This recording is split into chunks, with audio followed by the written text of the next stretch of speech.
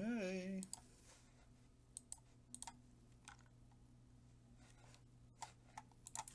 Testing 1, 2, 3. Here's my bag. Put this at the beginning of the video.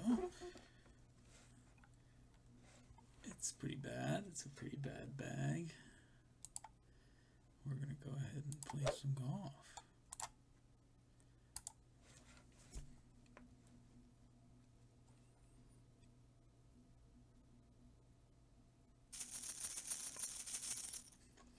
Alright.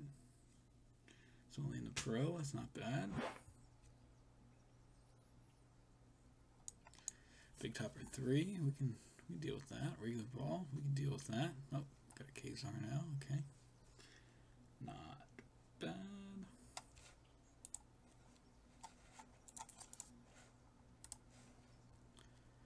Full top spin. Good luck with that, buddy. Good luck with that, buddy. I fucking not a fan of this hole.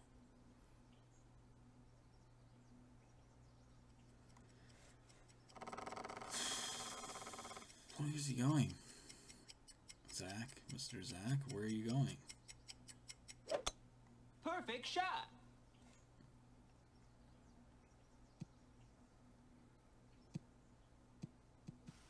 All right, well,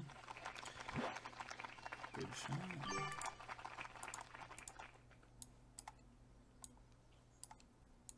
I'm not going to get anywhere near there. Obviously.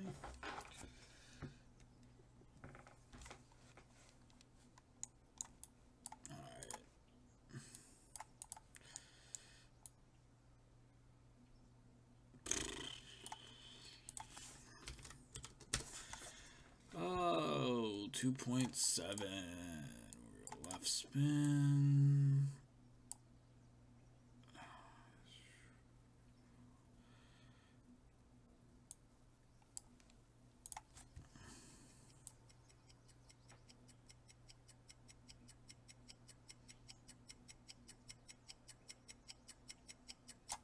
Oh, great shot. That's gonna be close as puppies.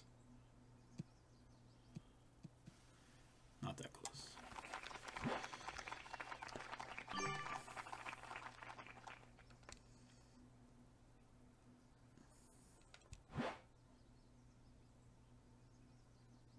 Cataclysm 1.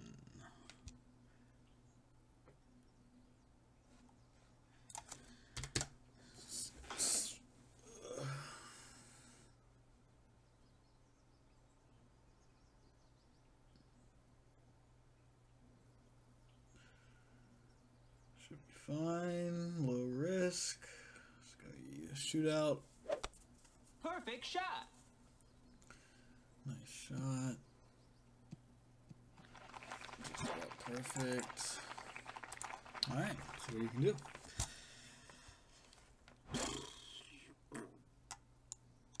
Six wind. I really play safe. I want to give myself the opportunity to hit. 6 wins. It's gonna be whoa, what is this? Big dog. Oh, that's why. 6 is 2.4.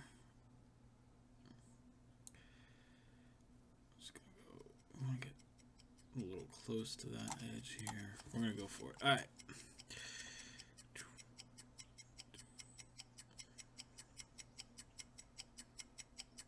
Oh my God, I'm jumping.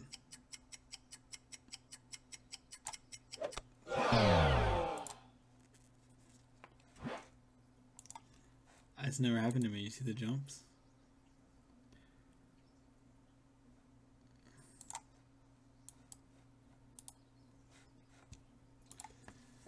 Oh my God, the jumps.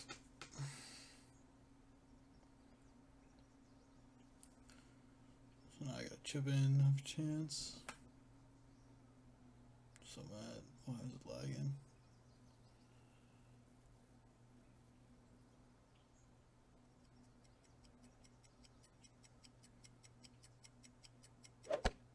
Perfect shot.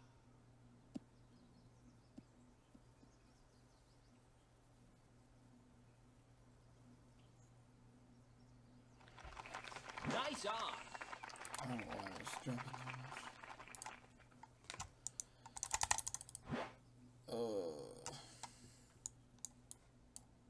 Let's try this again.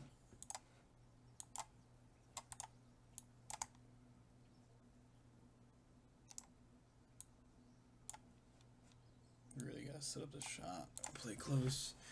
Why was it lagging so much earlier?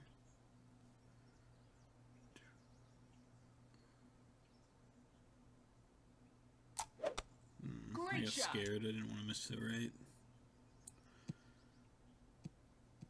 It's not that good of a shot. I should have pulled it to the right.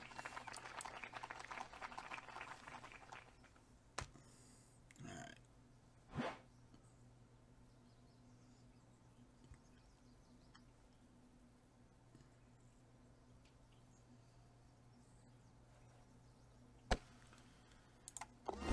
Birdie. Alright, let's see what we got for wind.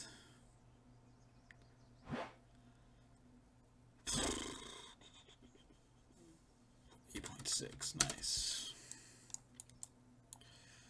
It's gonna be pretty short. 50%. I don't like going too much backspin because I'm getting roll out of it. Oh, I'm gonna have some roll there. Fuck this though.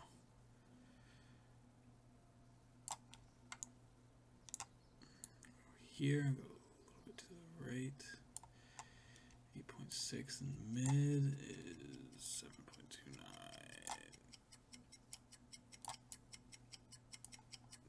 Just a guess doing anyway. Alright, see what we got. Perfect shot. Yeah, I should have zoomed in. Very silly of me.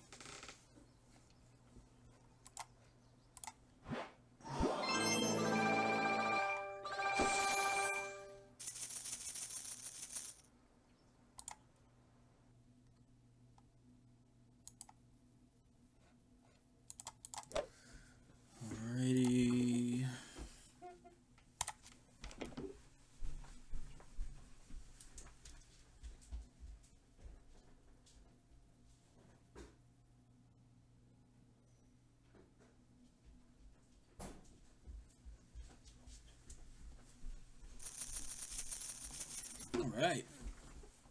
Elite.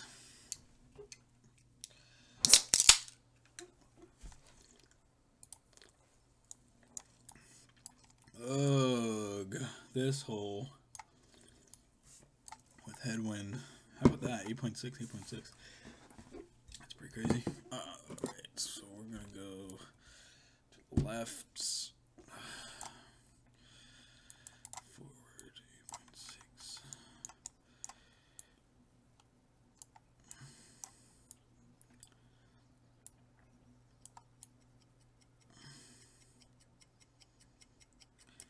8.6 is 3, about 50%, 1.5. There.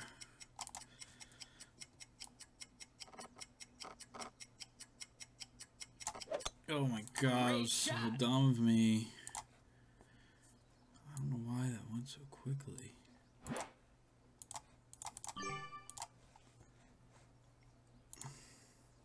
That was retarded. That was bad. I got confused.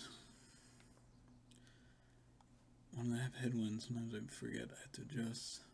This guy's gonna go for the other green. Great shot. Hopefully he does a horrible shot.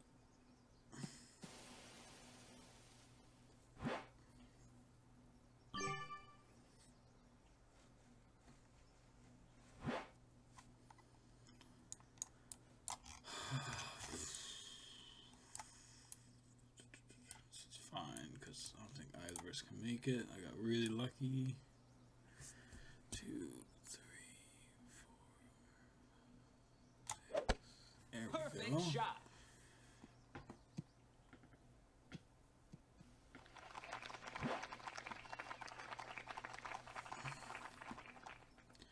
Question is, since I'm using my Goliath, how's this hop gonna go?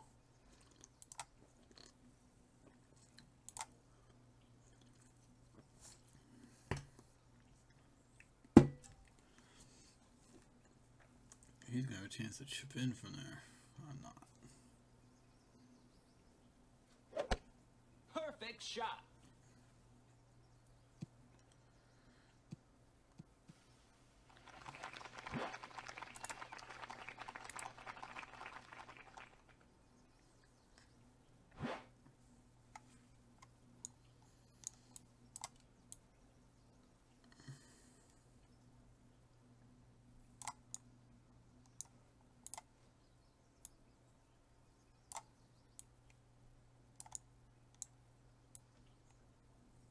Yuck.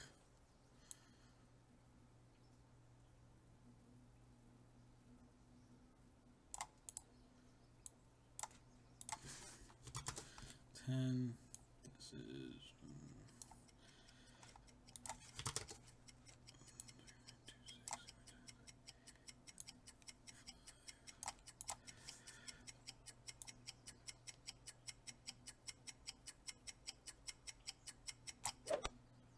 good luck. I rushed the shit out of that. That should be fine from there. I run out of time a lot because I'm slow. I had plenty of room in that green. I should have pushed it. I got a nice replay to my left, which is nice.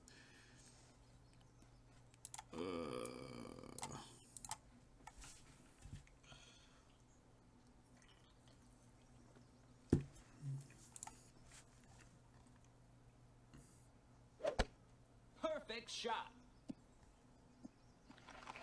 Nice on.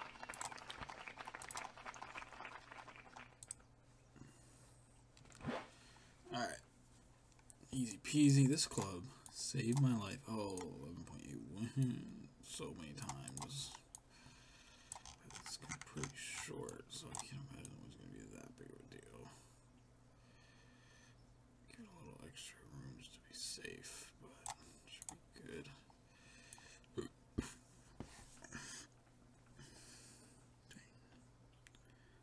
There's no reason I should mess this up.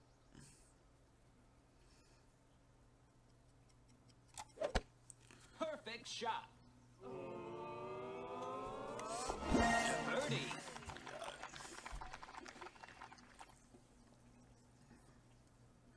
Watch my replay and boop.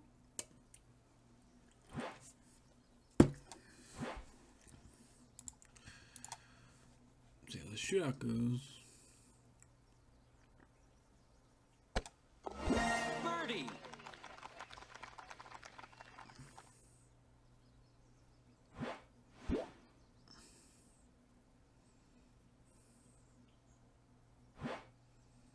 Oh my god. Please don't. Oh my god. Fuck this whole. I don't like any of these shootouts. I don't know why I'm complaining about this one. None of them. I don't like any of them.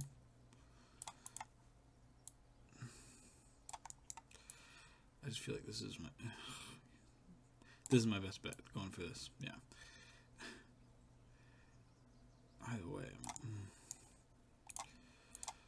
I don't know. We'll give it a go. I've never done this. 9.4.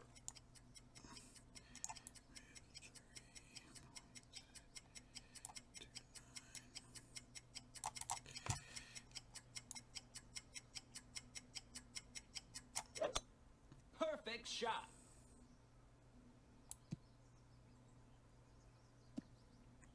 Yeah, that was a problem. I mean, it's not bad though. I've had worse shots. Oh god, there's a hill there. Nice on. But I just don't. That rough patch is so small. I don't know what to do there.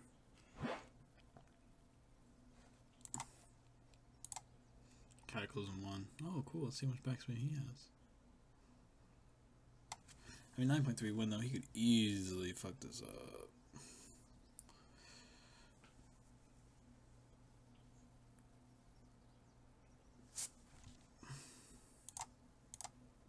I don't know where that ball's going. 9.3? Great shot. I don't know if that's hitting the green. Oh my god, still fine. Nice on.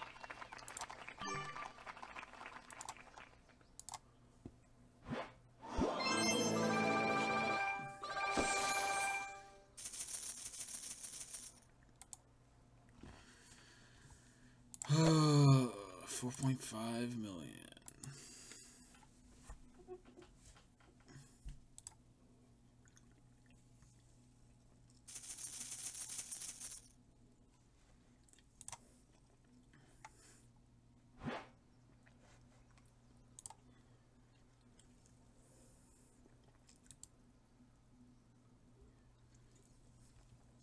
Extra Mile 6 with a mummy ball. Wonderful news.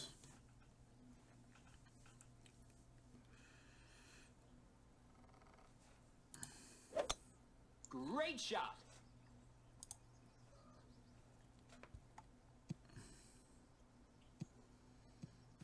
Oh, would you look at that? Oh, shit.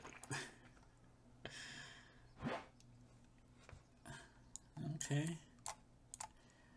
Marlin ball, I guess. What the hell? Is he going to reach that? I think he is. I think he's going to reach that. Alright, I guess I gotta go for something. 9,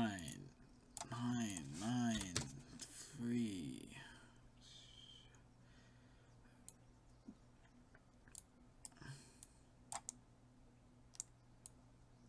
I think it's, about right there. I gotta go for it. 2, 3, 4, 5, 6. Ooh, Perfect that's gonna be shot. close as balls. Come on, don't be too far, you idiot. It's not gonna be even close. That hill's sick. I figured that hill's gonna be pretty strong. I just got scared. I usually try to play safe, but he's not making it. Okay.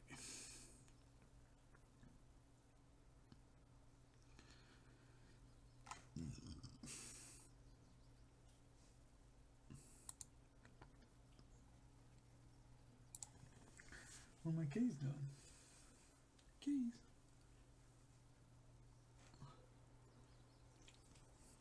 Fucking mummy ball. Great shot.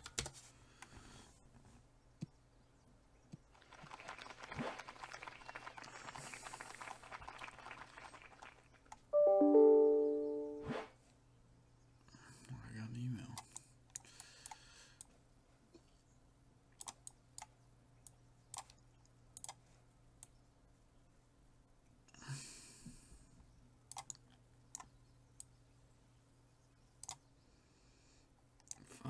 .6. It's like 2 and a whatever quarter. Well, it's min. It's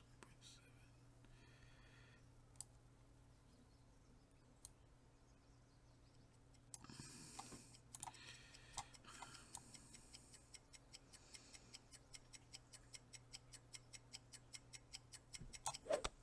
Great shot. I always get scared to miss right on that shot. I'm too far to the left for my Hornet. No stats. Hornet 3, in case you were wondering.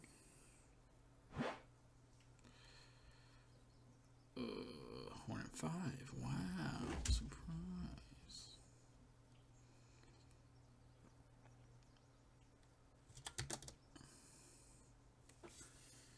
Hornets. Mid. 2.5.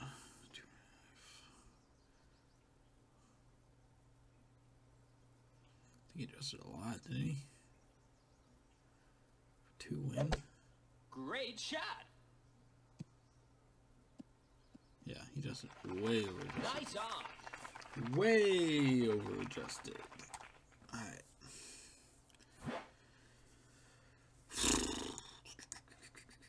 Pretty close to my estimate there. It's almost max. It's gonna be 3.39. I hate backspin all the way.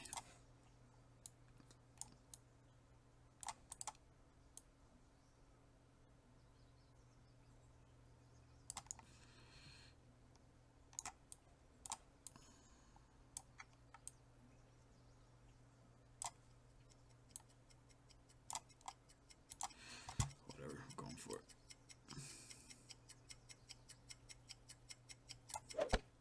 Perfect shot.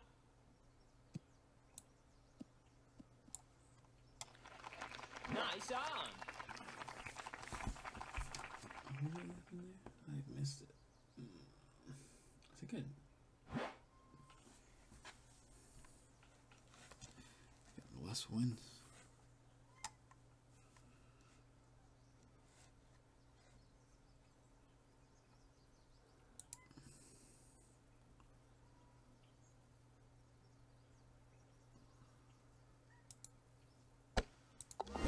Birdie.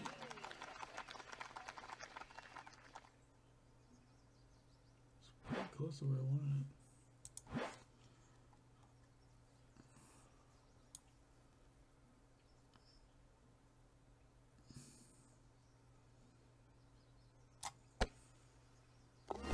Birdie. Got closer than I wanted.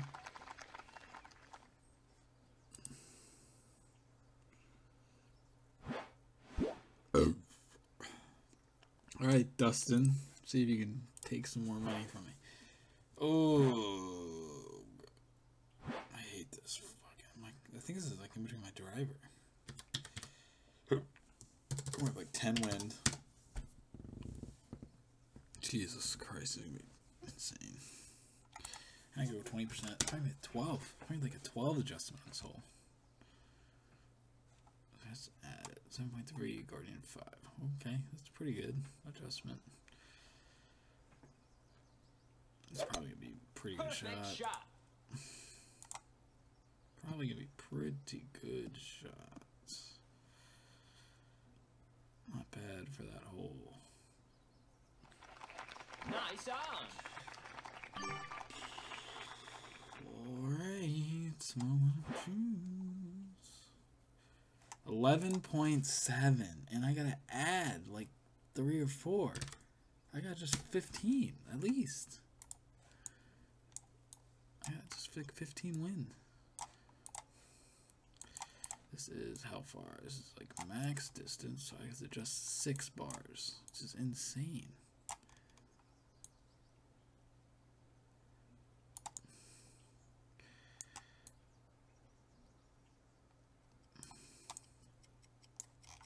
Of course, it's really easy for me to adjust 6 bars.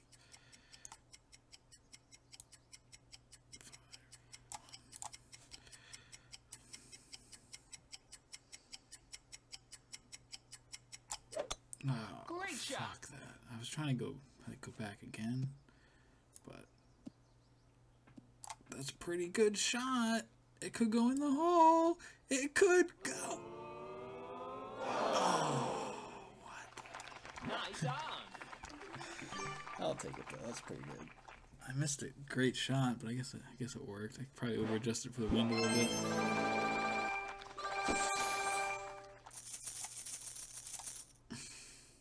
No, I'm not rematching you. Alright, back up to 4.8. I should be. I lost, I think, 4 matches. I got disconnected for no reason today. So I should be pretty much even for the day. I don't remember the holes. I'm so bad at remembering the holes. I should know what every hole is, but I don't. Alright, Lorenzo with your EM6 and Katana ball. Oh my god, what is this? I don't think I've ever seen this hole. What? Is he actually going for that? That can't be a smart play.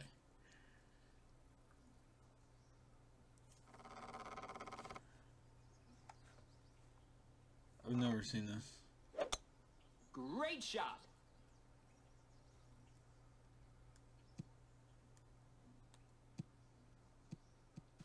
Wow. Talk about perfect.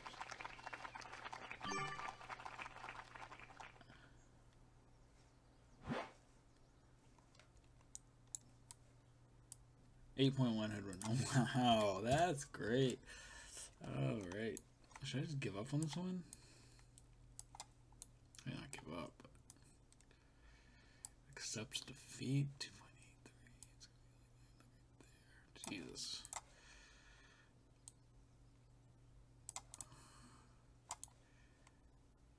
I think I play this pretty safe. I feel like that's pretty safe though.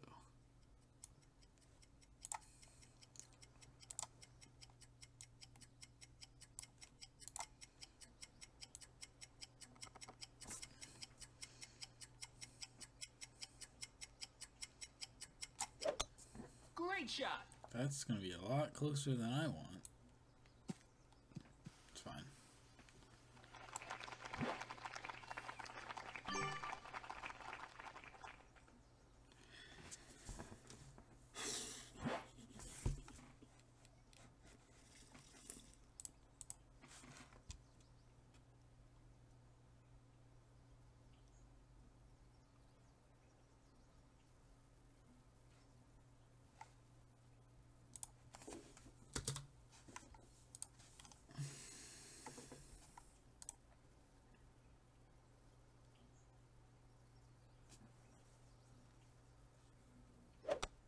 Great shot. Where is he going? Oh god, he still could easily make that. He's definitely getting. Let's see. 9.3.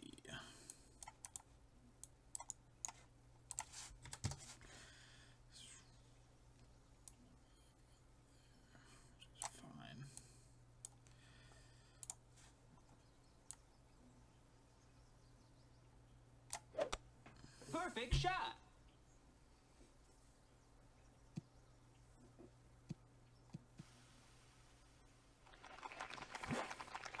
Alright, see if we can chip this in for the win.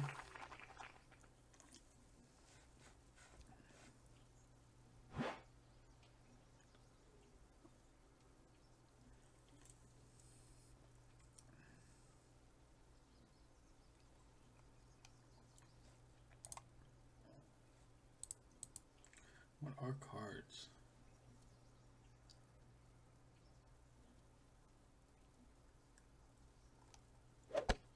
Perfect shot. Oh god, I wasn't even looking. Is that gonna go in? Yeah, buddy.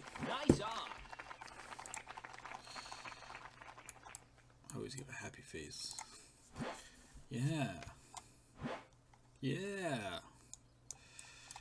Alright. I hate. Can I? Fuck. I hate doing backspin. I fucking hate it.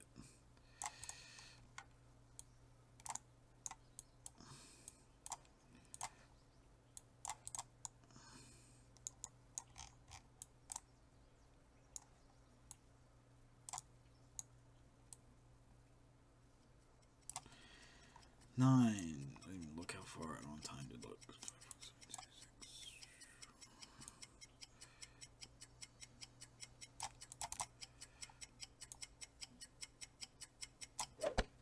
Great shot. I'm an idiot. I was so rushed on that. That was a short shot, wasn't it? I'm an idiot. I don't know why I was trying to get the hole in one. I guess I was trying to win. It's fine. Let's be easy chip in. It's my Firefly. Birdie. I actually saved that because I hit it great. I knew I was closer than I was paying attention. Just an idiot. I'm just an idiot. That's all I am. I'm really, really stupid. That should be good. I got some headwind. I don't like being that close, but that thing's really weird. Oh god, why is this being so weird? Alright, let's just do it. This is too hard, I'll kill myself.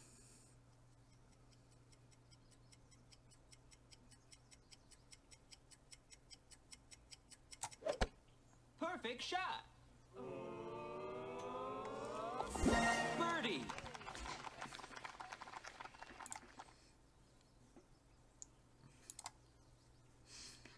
Oh, let's see what fun shootout I get to play today.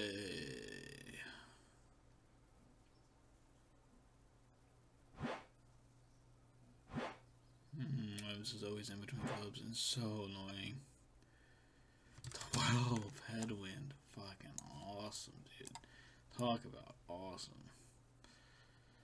And I can't even let up my shot. Oh, you know what to do here.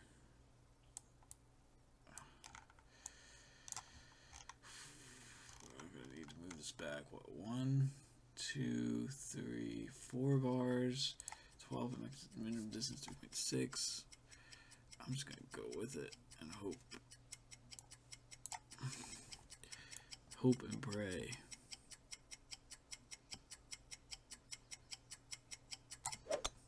Perfect shot.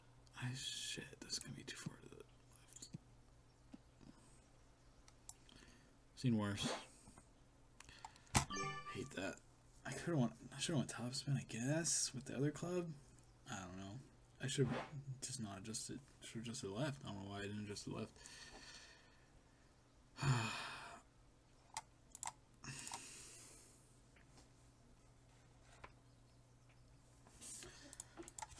Anyone's on chat? You want to say hi to me? I'm very bored, so I'm talking to myself like a loser. This guy put top spin on it? I don't see how this is staying on the green. I don't think. I wasn't really paying attention. Great shot. Is that even on this hole? Is this going to go to the next hole?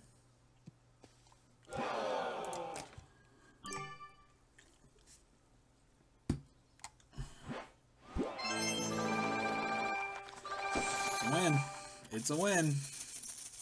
It's a win.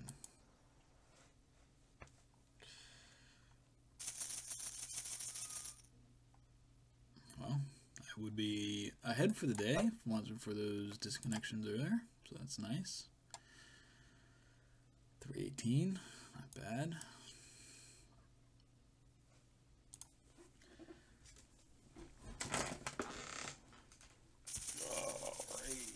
Lorenzo again, my friend. Extra mile 6. I try to play really safe on this hole because obviously I'm not gonna make it. My katana friend. Tom doesn't like the katana. I don't feel like it's horrible. It's probably a little pricey, but I do love side spin. Wow. Perfect shot. Nice shot, buddy.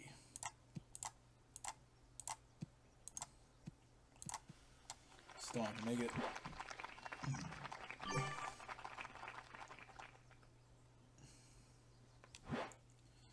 Alright, time to not F this one up. I'm not going for that.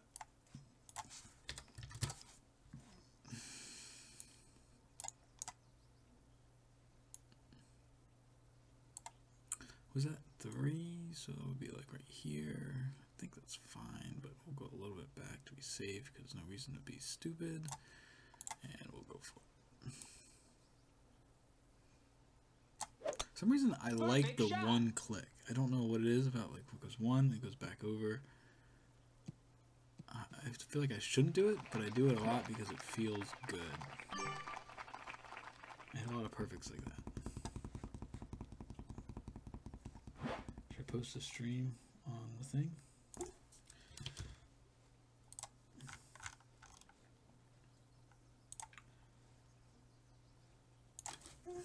Live streaming my Tour 8 struggle.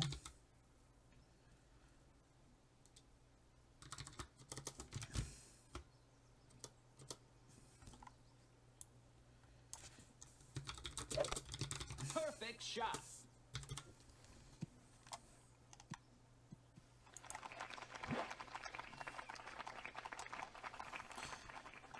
Where's he at? Not that good of a shot. Alright. 5.4. I'm gonna put in here just because it's 2 bars, max range about. Play it safe, clean that up, go this way.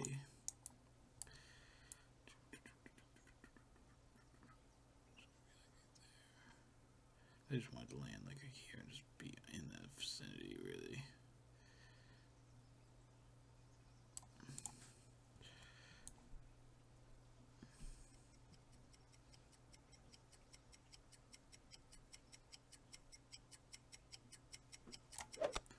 Perfect shot.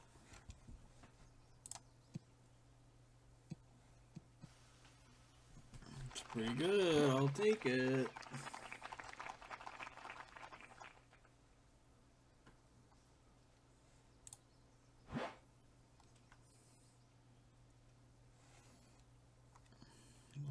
throwing 9 wins. I don't have like 10 wins. 10 wins. Good luck for the hole. I like this guy's picture. Who doesn't like this guy's picture? He looks like such a creep. I mean, my picture, I mean, it's pretty good.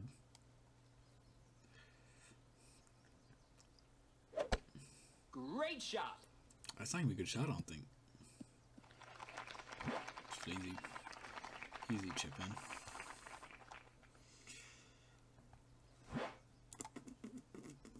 Alrighty, 10. Look at that on the dot. Hornet, what's my range? It's gonna be max range. Hornet's 8.47. Jesus Christ.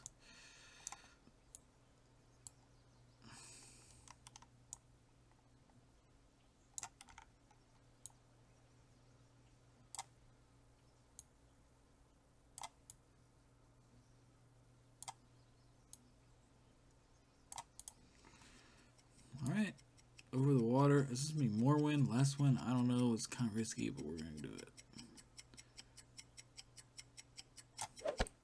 Perfect shot. Let's go wind guide. Oh! Nice on. Man. That's annoying. If I would have rolled it, I don't know. I had a good line. That was close. Cry. I'm gonna cry to him. Very sad.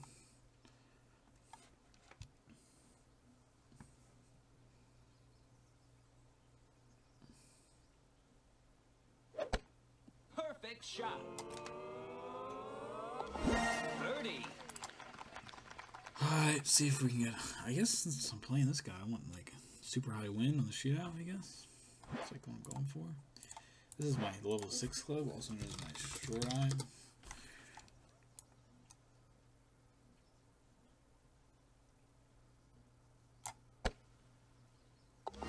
Birdie.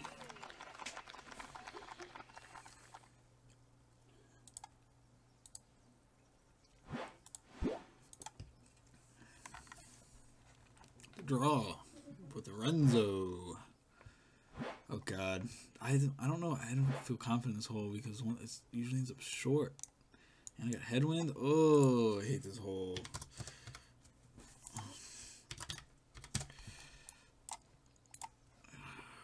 Man, oh man, oh man, oh man. 10.6. That's usually where I aim. That gives me some leeway. This is gonna be what, just above max. Seeing this is that if it actually is accurate. 10.6 Goliath 4. Wow. 3. Oh God. Perfect shot. How about that for perfect shot? But it's not gonna make it. That's why I hate this hole. I knew it. I felt like, so bad. The headwind just really crushes that jump with backspin. Headwind and backspin, and like I'm trying to go up the hill. It's never a good idea, and I knew it. But the thing is, if you go past the hole, then it goes way past, which is such a tricky. I think maybe if you go right, I don't know. I guess you could go for this bunker to the left. Might be under 10 yards. I don't know. Perfect I shot. wasn't watching. Is this gonna be a good shot or not? Yeah, it's a good shot.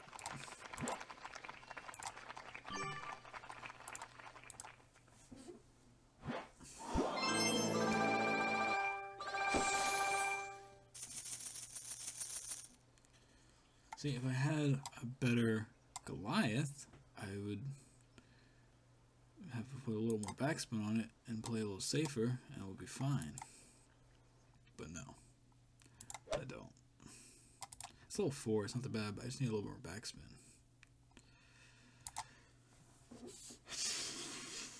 40 minutes. I'm a loser. What happens when your fiance is out of town, though?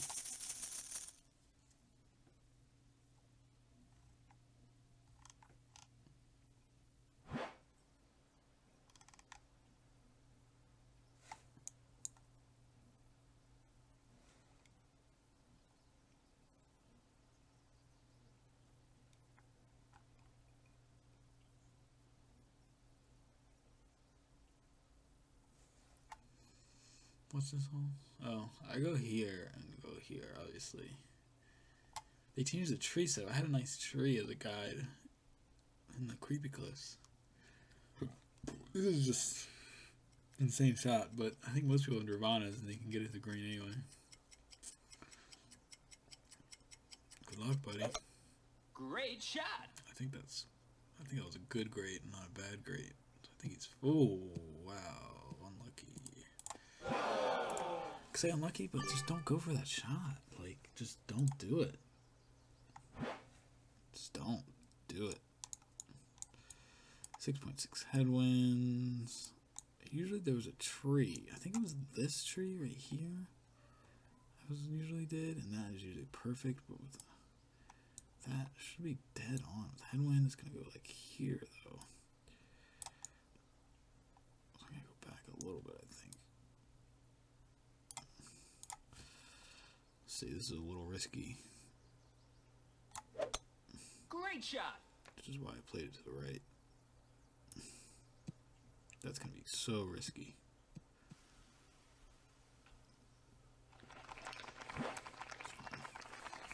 Too far to the right, but that's what I get for being scared. The left side for me, I don't know. Kitties? Kitties? Alright, Caw. What's your play? Oh, nice. Level 7 Malibu. He could totally make that to the green if he pulls off a nice shot. Good luck, buddy.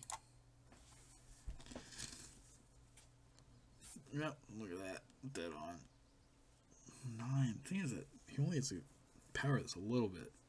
But if he goes for an overpower and misses, how much is he going to overpower? He's playing smart. Oh, that's not a good shot. Well, it could be a really bad shot. Free wins.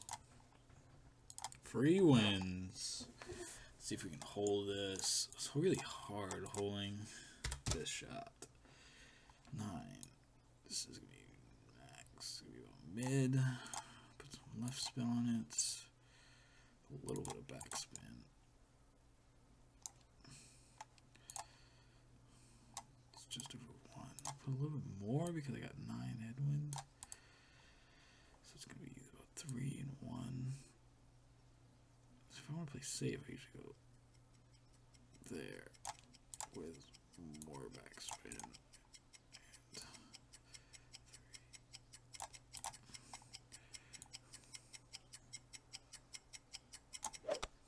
Kind of messed that shot up because I changed my mind. I wanted to play safe.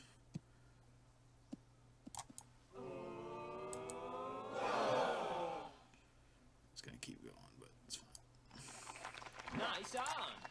Wasn't the worst shot I ever had, but wasn't the best shot. Not bad for rushing it.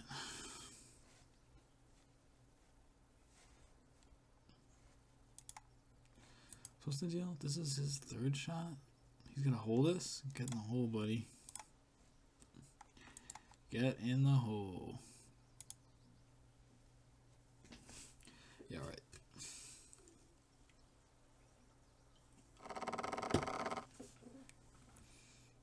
Who is there? That's in the water.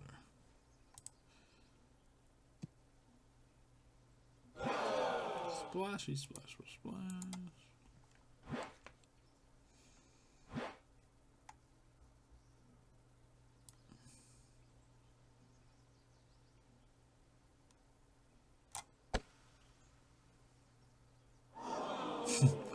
I was kind of not paying attention because I was thinking about him putting the thing in the water. And I was like, he could even... But I guess he could hold this one. Good luck, buddy.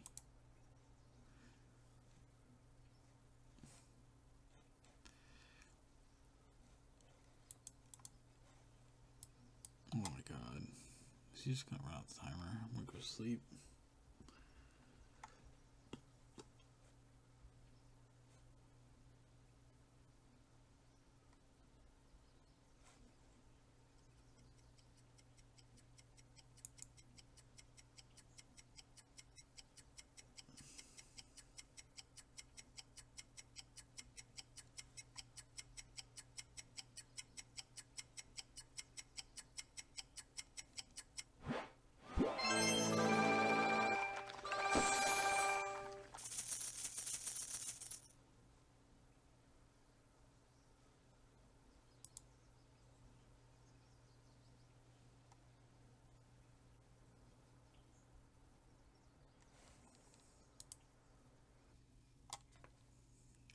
Yes, this is gonna be the game changer here. 21 coins, 22 gems, some sand lizards, some quarterbacks. Ooh, the rapier's getting up there. And Marlin Ball OP. Alright.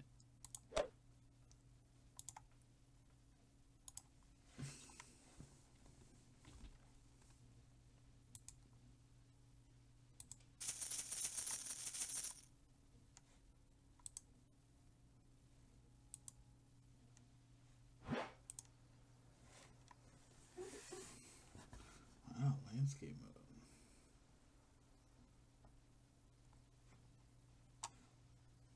Holy shit, yeah, there's no way. That's a super big one.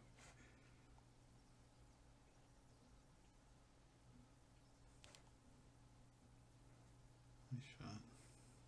Guess.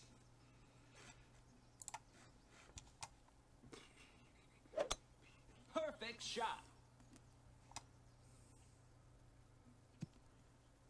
People listen to music on streams? Is that what people do? Not that I'm trying to build a stream following necessarily, but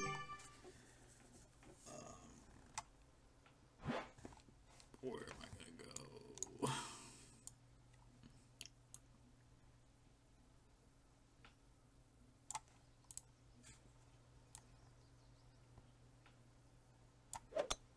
Great shot.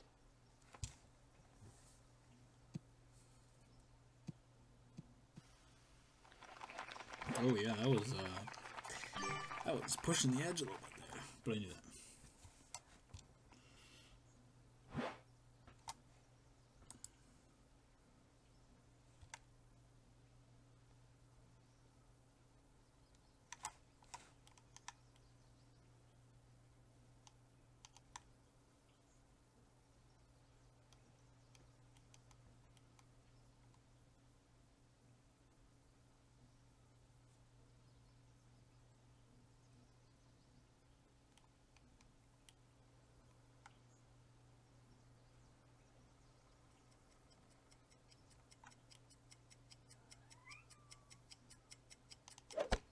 Great shot.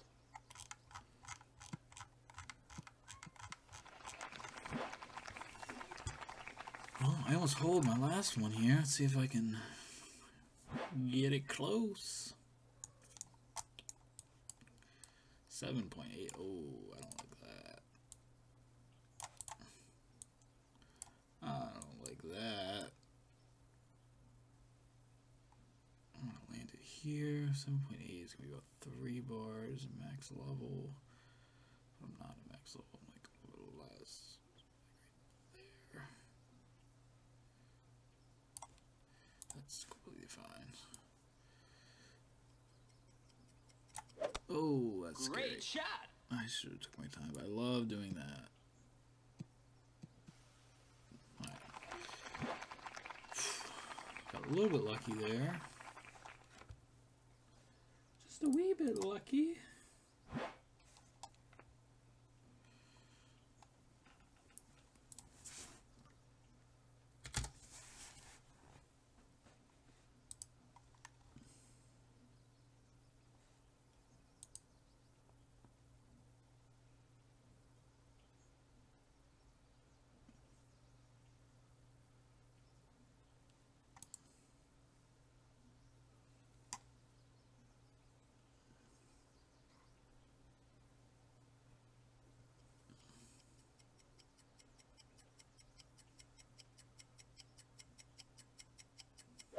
Oh god, that's not good. Nice on. This guy just had a basic ball. That's good. Fucking. Oh man, I need to hit it a dink hair farther for the. Probably overpower it.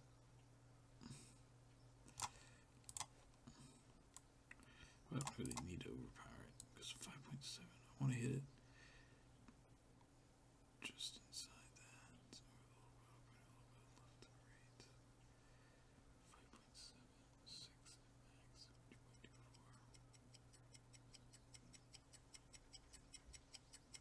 2.24. This is awfully risky. This is not smart at all. That's why I hit it to the right. Great shot. That'll be good. Yep, that was stupid, but it's fine. Nice on.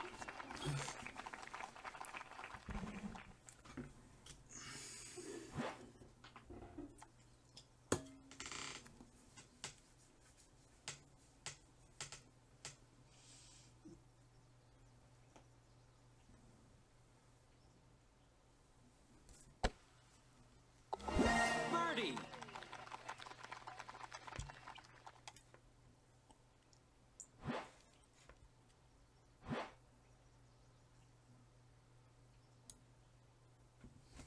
I made myself really hard for this for absolutely no reason.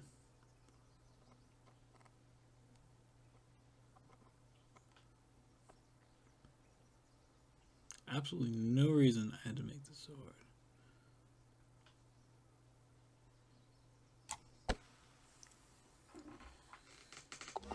Birdie.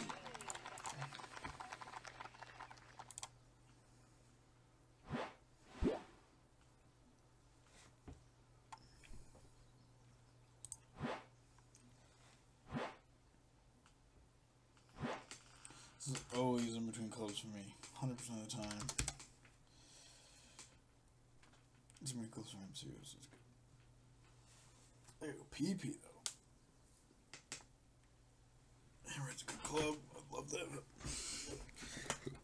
I think I have the hammerhead. I should pay attention. I might have better luck with a different wood. I wasn't paying attention. I don't feel like it's way too far to the right, but he's going to the right. I don't know. It's weird. I mean, 11's a lot. Great shot. 11's a lot of wind. It's a good shot.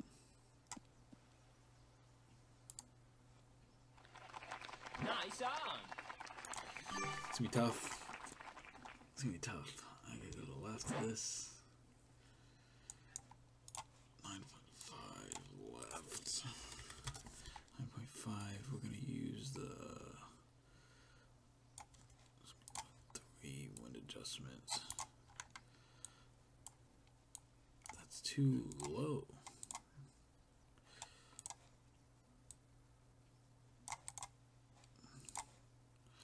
So like a half a bar backspin. It's gonna be a lot of natural, maybe a little bit more.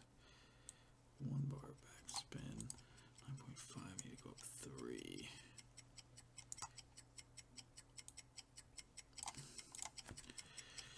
Good luck. 3. Yep, that's Great shot. I mean, I can miss to the left a little bit. It's okay, but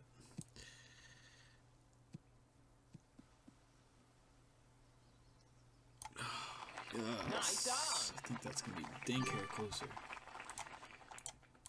Missing to the left. That's kind of why I like that hole. Missing to the left's hole. Got a little bit lucky in that, but I kind of knew what I was doing. 5.3, getting up there again. Getting up there.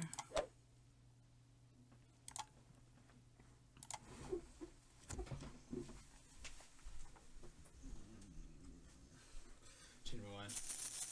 I go PP, but we'll see who goes first here. Uh-oh, we got a big kitty. We got a big kitty. Alrighty.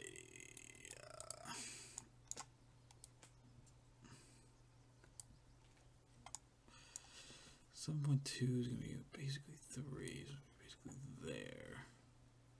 Which is fine.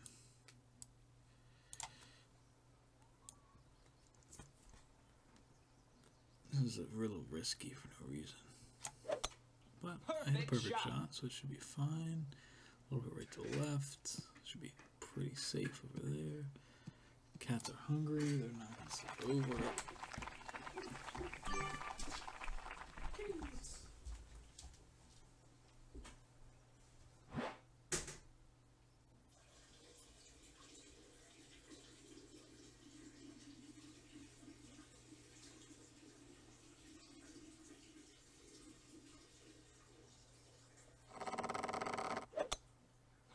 shot.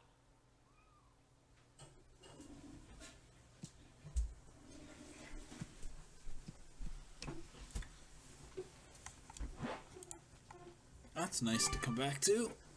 I should be fine though, I think, depending on what his club is. Alright, 6.9 headwind. It's gonna be...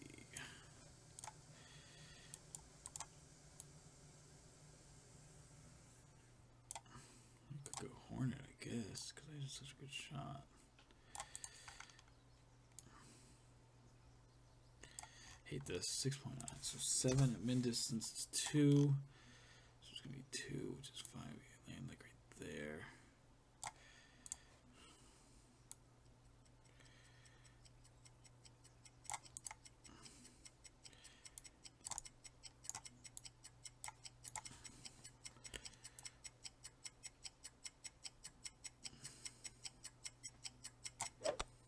Perfect shot. Nice on. It was close. I was fucking right in between clubs. It was so annoying. That was so annoying.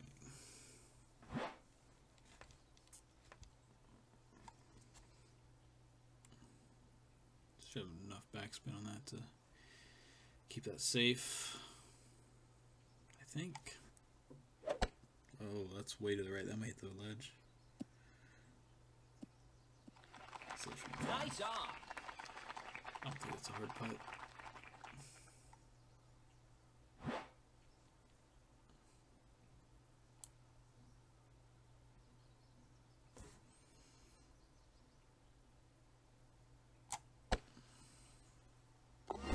Birdie.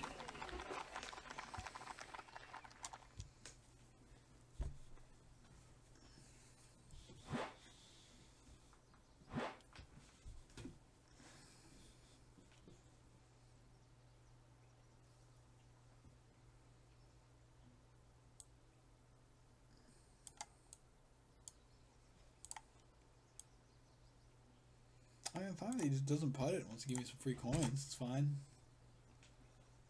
It's far, but I can't imagine. Well, he's... What is he doing? Okay, he got lucky. Birdie. Let's win this shootout and I'll feed some kitties.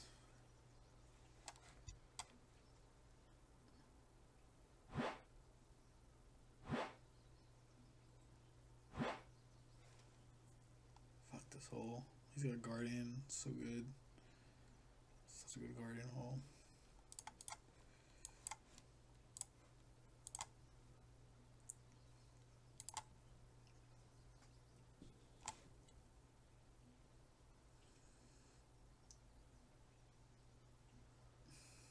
What is he doing?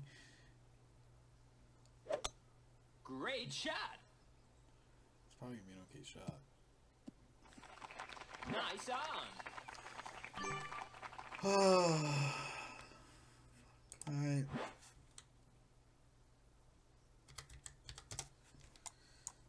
Big Dawg is gonna be right in the middle. Big Dawg medium is 2.1.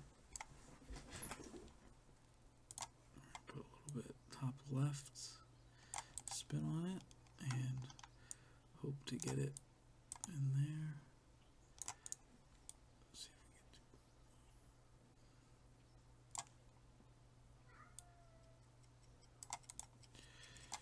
Good luck.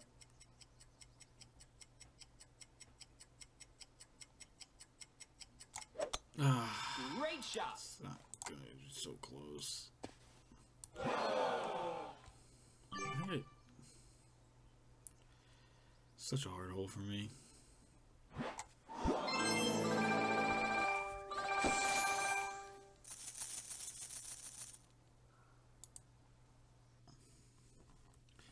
Feeding kitties.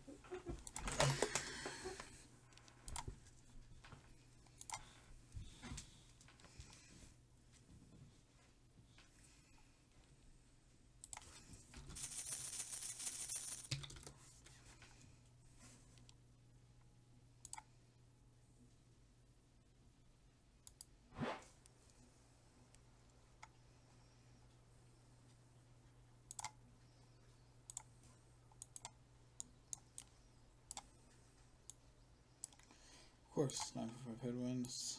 Just do a 3. I want to light it there.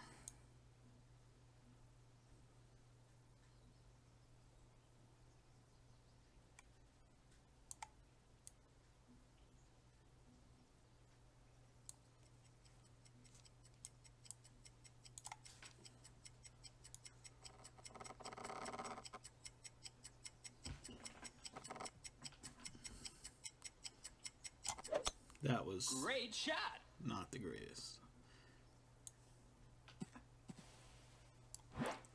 Wow. Should have played safer. I don't know what I was thinking. Stupid. That's when I get frustrated because I have to be perfect when I make stupid stuff like that. It's like,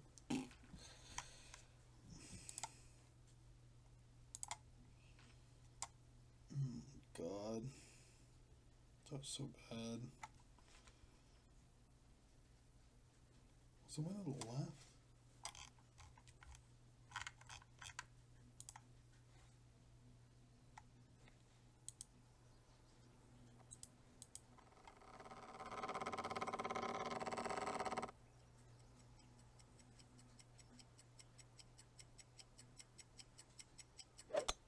Great shot.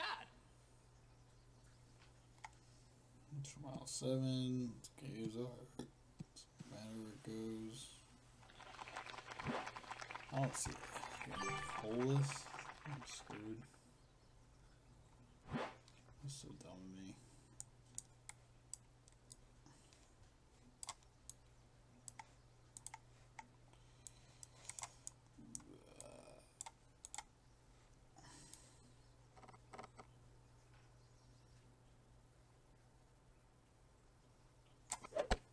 Perfect shot.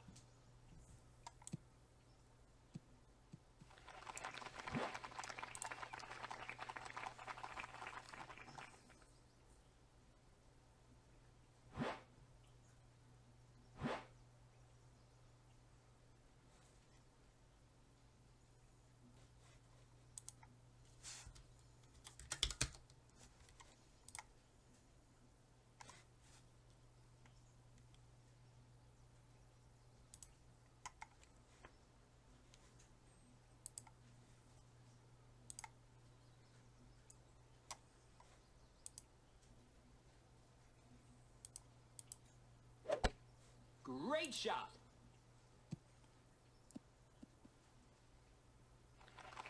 Nice on. This is a little Doug Marone show. Hopefully it's not annoying for the microphone. Hopefully. That would have been very annoying. 4.7.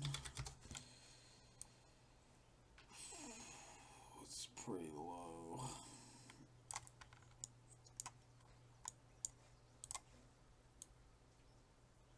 Maybe it's take care of underpowered.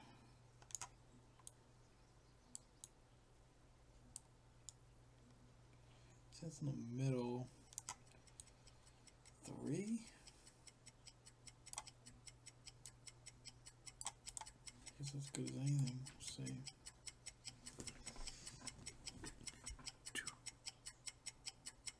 I hate going that direction. I fucking hate going that direction. Yeah, buddy. Birdie.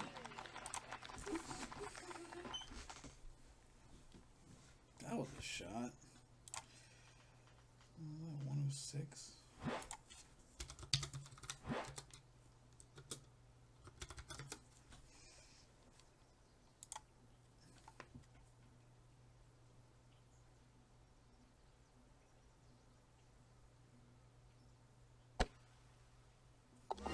Birdie.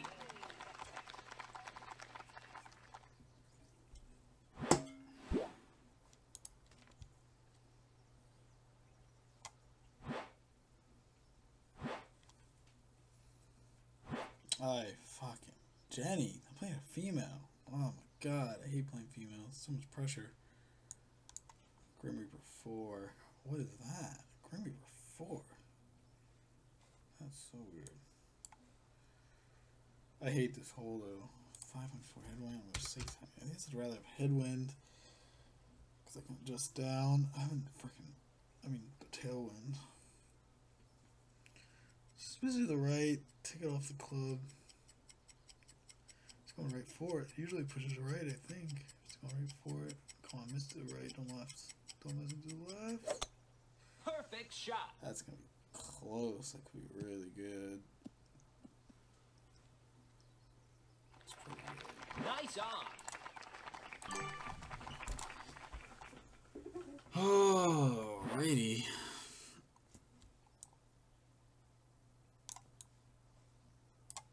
Look at that, 6.0 exactly. My Goliath on max range. It's going to be 2.24. We're going to go all the way down, I guess. See, we want this to land. Gotta put some side spin on that baby.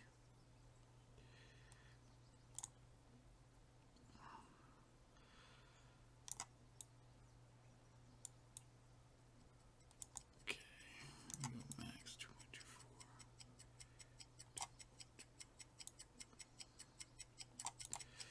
Here we go.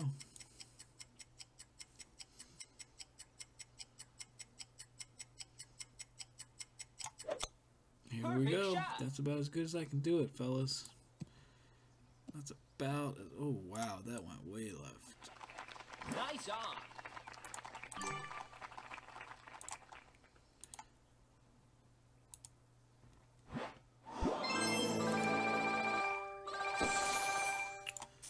Too much side spin, I guess.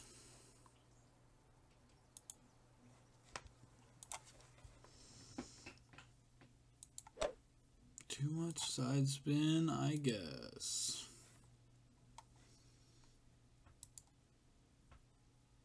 Alright, let's fix this Doug Maroon show.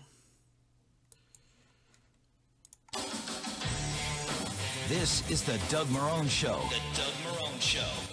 Former Jaguar. Discuss the latest Jaguars news with the head coach. The Doug Marone Show starts right now. We're off and running on the Doug Marone Show, heading into Week 9. The Jags and the Cincinnati Bengals coming up Sunday at Everbank Field. J.P. Shadrick, Jeff Lagerman, head coach Doug Marone. Coming off the bye, Coach. What's up? I know. I'm well rested, ready to go. Yeah, absolutely. Fired up for it. The football team seems like they're well rested as well. A lot of guys back in the practice field this week, and that's Good luck, buddy. the good thing about having the bye middle of the season. Great shot. Bumps and bruises in the first half, and it gives guys a chance to regroup. It gives your staff a chance to regroup and get ready for the stretch run. It does. I mean, you go back and you do a lot of self-analysis on yourself and find out, just to make sure, hey, these are the things we're doing well, these are the things that we need to improve on, or these are the things that the other teams have on us, from what we're doing from Of course, I get sidewind. That's cool. Consistency report, things of that nature. What do we have to change? What do we have to add? What do we have to do? So it's just that kind of that break that you can just take a step back. You're not under the gun to get ready for another game that following week, and really look at your football team and see some of the things that you can do better.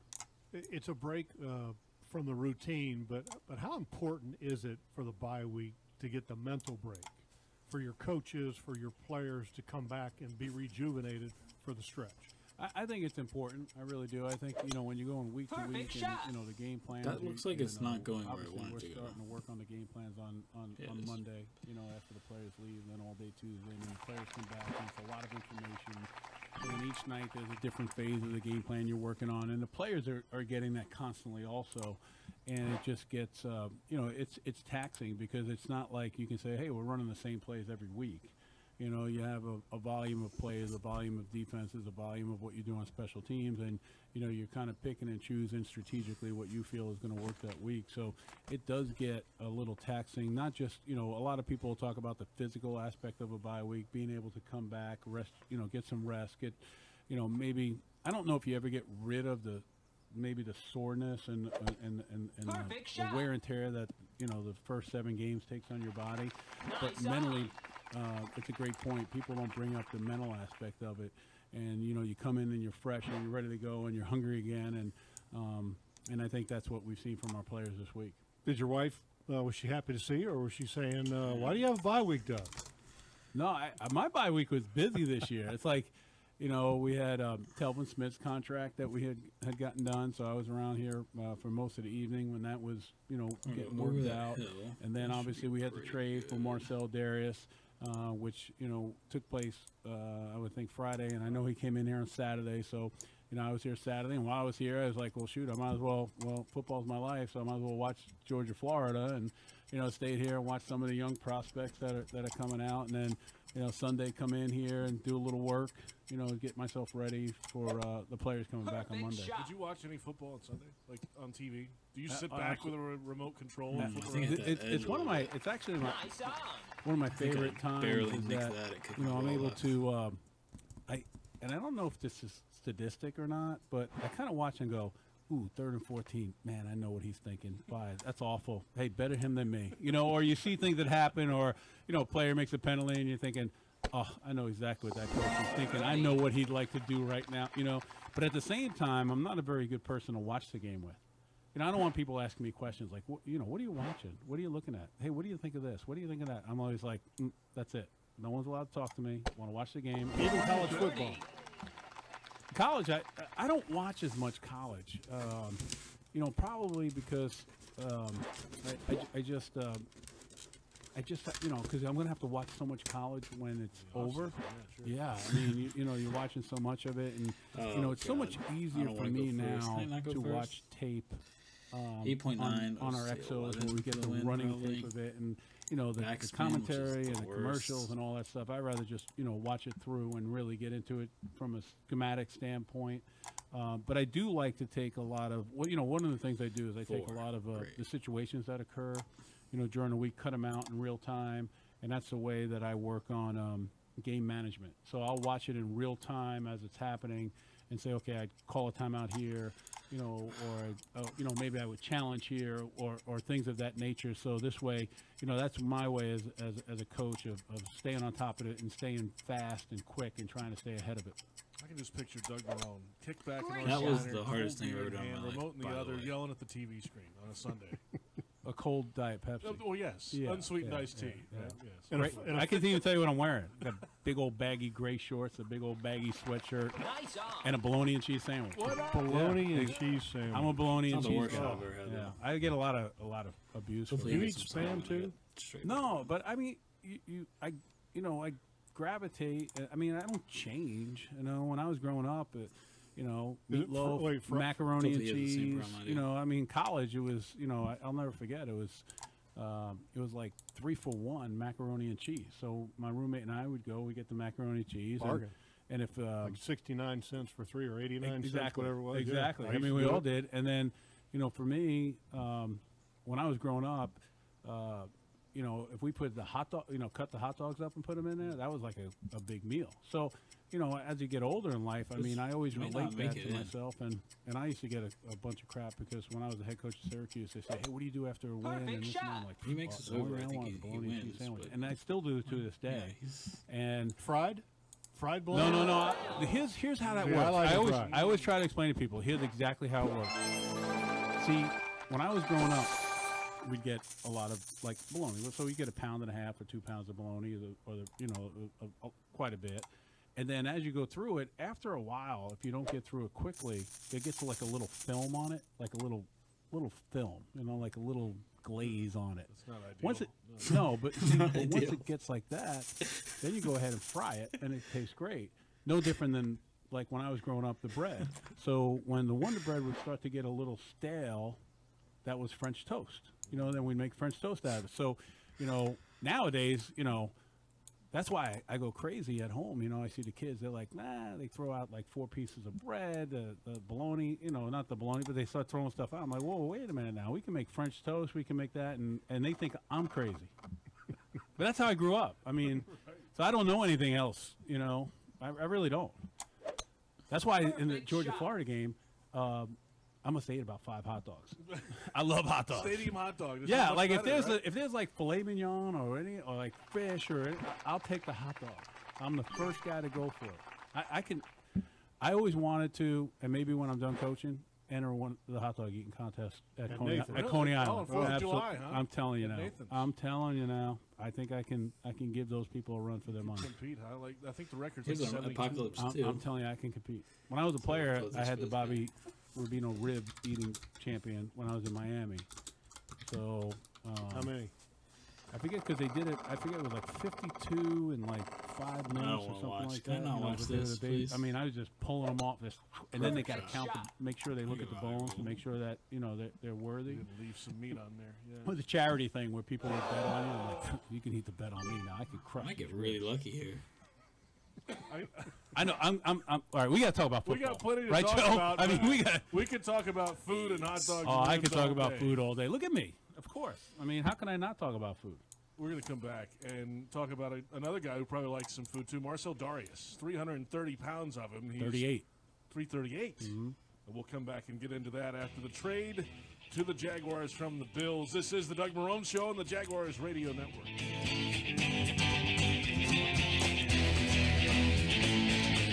Welcome back to the HananiaAutos.com studio. The Doug Marone Show continues right now. We roll along with head coach Doug Marone. Jags Bengals coming up Sunday. Forever Teal Sunday, by the way. Teal jerseys for the first time since 2013 for the God, Jags this against is the Bengals. close. JP Shadrick, Jeff Lageman, head Perfect coach shot. Doug Marone. Marcel Darius will make his Jaguars debut in a teal jersey this Sunday. Oh, 338 that was almost pounds. 2 in a He had row on couple this years in roll. Buffalo, Doug, a guy that, I mean, he was a third overall was pick so for a reason. Great close. football player coming out. So All-pro close. one time, couple of Pro Bowls, and 2 times, and can play at just a high level. A really, really good football player. Oh, absolutely. You know, and obviously he and I were together for the 2 years I was in Buffalo. Played extremely well. Oh yeah, I was happy about this. And like I said, you know, we had an opportunity to get a player that we believe is going to help, you know, our football team. And I This think could that turn out he's, really you know, good for obviously me. outstanding against the run, but he's also, you know, I was with him when he had the double-digit sack total in 2014. A lot of weight to him. Great And shot. you know, the thing that I've always said about Marcel is I've never seen, you know, he loves to play the game. He just loves to be out there on the field. He loves to practice. He loves to compete. Loves to play. And that's the one thing I've always appreciated about him. And you know, he's really come in, and obviously it's always tough. You know, when you go through a trade. You know, he's been in Alabama. He's been at Buffalo. This is different for him now. You know, coming to a new environment, but. You know, Jason Rebovich, who's our assistant defensive line coach, has been with him. Obviously, Tyrone Wheatley, Nathaniel Hackett, and myself have been around him. He's really, you know, the players on our team have really welcomed him here, and he's really done a nice job this week during practice, and Got I'm fucking excited to dead see him straight go out on line. the field this week. Can you see him get comfortable, you know, through the course of the week? Because I mean, holy cow, you know, you're traded on Friday, you're kind of getting ready for a game, and you know what a. You know, I would that's love a it if lot you to missed kinda this, handle, and all of a buddy. sudden you're on a plane and you're Did you gone. miss this for It me? is, and I, you know, and we've been working could've on it. I missed mean, this you a know, little for me bit. to sit here and say, hey, Oh. everything's Perfect fine. shot. I mean, That's not you know, all of a sudden your life gets, you know, shocked. I mean, or rocked, or whatever you want to say, and Nice you know, eye. no one really expects this, and these things happen. But you know, like I told him, I said, you know, when you were calling for me, you know, I wanted you. I mean, I love that you're going to be here. You know, you have a chance to, you know, our defense is a very good defense, and you know, we have a chance to be special. I think we've got to take advantage of these opportunities, and when you can add a player like Marcel, I think it's only going to help us. I noticed that he is wearing the number that he wore his entire NFL career, 99. Did you facilitate a little change of cash to You get know- Eli Anku to give up 99? Well, you know, I've never, you know, as the head coach, and even when I was an assistant and those things would go on, and it's gone on, you know, throughout my career in the NFL, even when I played, you know, that's one thing as a coach that I had never got involved with, you know, and I've always just let the players work it out. They work it out amongst themselves. So I didn't even know, you know, about this until I think on Wednesday, you know, or Tuesday. I think Jimmy Luck told me that, you know, they were changing numbers, and I was like, well, good. Great You know, I shot. didn't hear anything, because sometimes it gets a little crazy sometimes, you know, where you know, players don't want to give it up or anything like that, and then you know, and then all of a sudden now you got an issue on the team, and I've been in a situation like that before, but you know, this was no problem at all, and you know, credit to both of those guys. I'm sure, you know, Marcel made it worth his while, and credit to Ely for letting it happen. I wish I could have been the agent. Get a little commission off of that. Come on now. Get a percentage. And I want to be Anku's agent, so you get a little cut, right? You know, hey, drive a hard bargain. You know, hey, 99. I mean, I think these guys have enough guys around them trying to get something off them. The Bengals dropped their first 3 games of the season. They've won 3 of 4 since then. They won a tough game last week against Indianapolis. The defense held on towards the end there to get that thing done. Let's start off with this offense for Cincinnati. I mean, Andy Dalton's there. A.J. Green, fantastic weapon on the outside.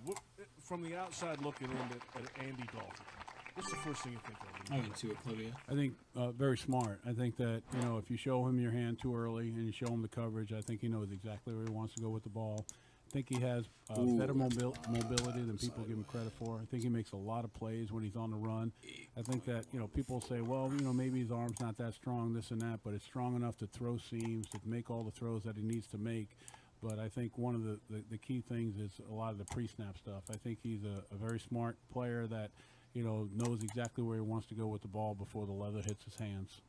He's got an offensive line that's kind of undergoing a change. You know, for many years they had Whitworth at left tackle. They had Smith at right tackle. They've got 2 third-year players, a first-round pick and a second-round pick that are manning the corners of that offensive line, and they've got a new guard. You know, with Zeitler moving on to Cleveland in free agency. That seems to be an issue that they're still trying to work through, that offensive line. Well, Jeff, you know this. Anytime you lose, you know, a player the caliber of Andrew Whitworth or Zeitler, you know, the offensive line is so important to each team. I'm being a little bit sarcastic. But no, it's true. I mean, those 2 guys are outstanding players, and, you know, they lost those players. Now, there's good players that are going to replace them. And they have players that have replaced them that are high picks or draft picks or players that have played for a long period of time.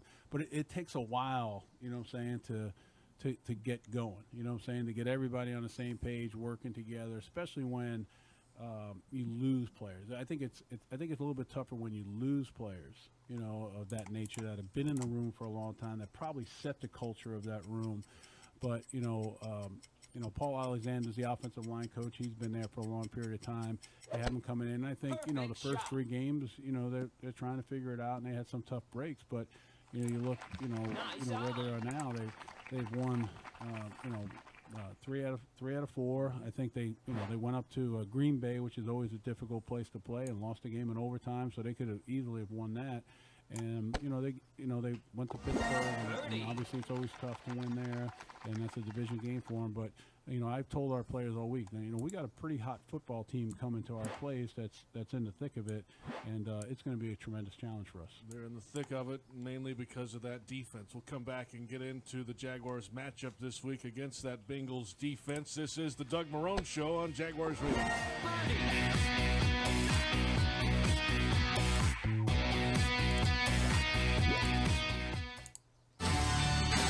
Welcome back to the HananiaAutos.com studio. The Doug Marrone Show continues right now. We're back. Jags Bengals coming up Sunday at Everbank Field. 5 of the next 7 games here at Everbank as the Jags go in first place. 12. Jesus Christ. Glad I was distracted. All right.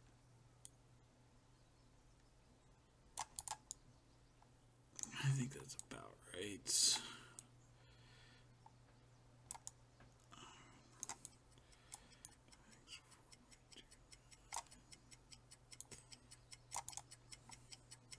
Good luck.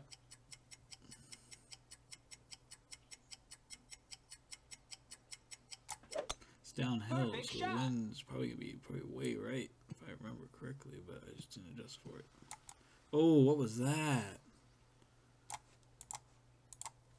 What did I just hit? Oh, I hit the freaking fringe. Nice on. Oh, wow.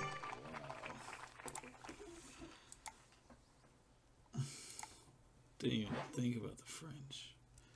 That sucks. And he's at the Guardian. Just gonna pop it in there. God.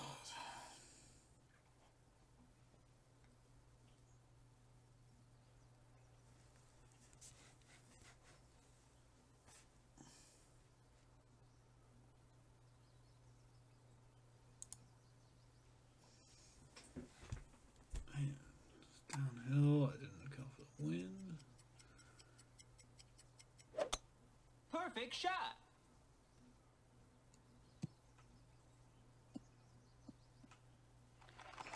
Nice on.